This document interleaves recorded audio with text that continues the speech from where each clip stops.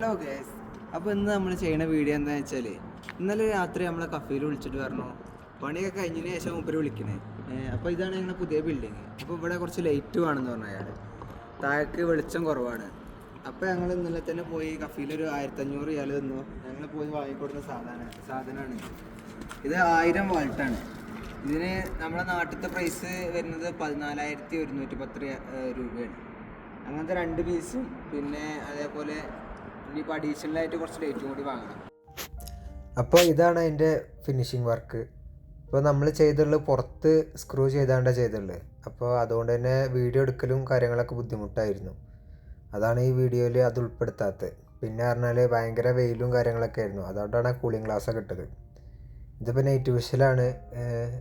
1000 വാൾട്ടിൻ്റെ 3 എണ്ണം വെക്കാനാണ് പറഞ്ഞിട്ടുണ്ട്. ഒരെണ്ണം വെച്ചിട്ട് തന്നെ അത്യാവശ്യം വെളിച്ചമുണ്ട്.